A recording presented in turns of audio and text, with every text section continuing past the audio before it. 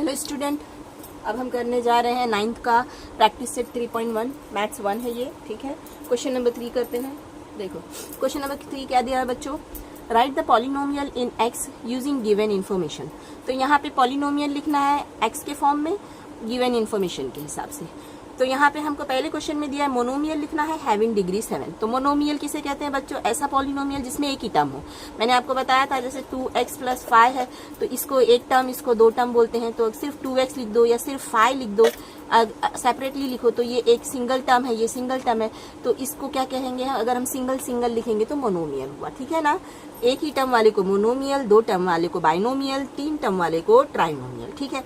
तो यहाँ पे आपको एक मोनोमियल लिखना है जिसके डिग्री कितना होना चाहिए 7। तो बस इसमें मैं 7 डिग्री डाल दूं तो ये हो गया क्या हमारे पास मोनोमियल हैविंग डिग्री 7। इसमें 7 डाल दूं, या 3y है इसमें 7 डाल दूं, या 5y लिख के कुछ भी आगे का कोई नंबर कुछ भी लिख सकती हूँ, इसमें 7 डाल दूं, या मैं नंबर ही ना लिखूं और उसके कोई एक वेरिएबल लिखूं, उसका पावर 7 कर दूं। जैसी मर्जी आप लिख सकते हो। तो मैं यहाँ पे एक वेरिएबल लिख देती हूँ x, उसका पावर कर देती हूँ 7।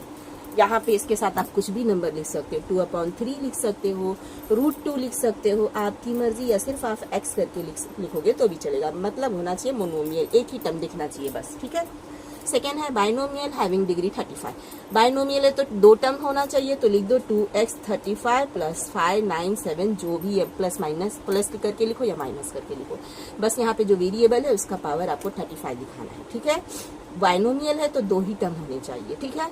ट्राइनोमियल 3 टर्म होना चाहिए, 3x लिखो और फिर यहाँ पे कोई नंबर लिख देते हैं, ठीक है। अब यहाँ पे क्या है, ट्राइनोमियल हैविंग डिग्री 8, तो डिग्री 8 यहाँ पे आपको डाल दो, और इसको चाहिए तो डालो, इसको चाहिए तो 7 डाल दो, नहीं डालना है तो भी चलेगा, ठीक है। 3 टर्म होने चाहिए। मेन जो है, अब देखो डिग्री किसे, यहाँ पे 8 डाला है मैंने, यहाँ पे 7 डाला, तो बच्चे बोलेंगे 2 कैसे, क्योंकि 8 ही डिग्री दिया है।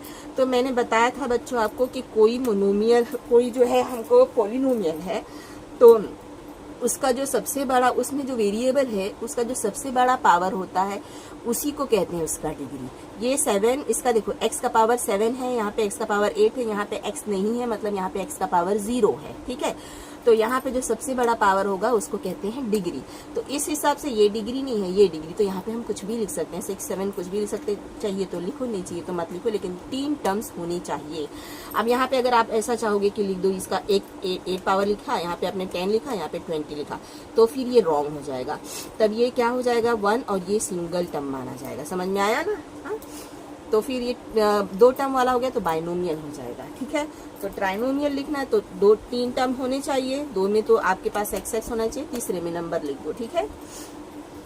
इस तरह से उसका पावर, सबसे बड़ा पावर 8 होना चाहिए। तो ट्राइनोमियल हैविंग डिग्री 8, ठीक है। तो बहुत ही आसान था बच्चों। अब करते हैं क्वेश्चन नंबर 4।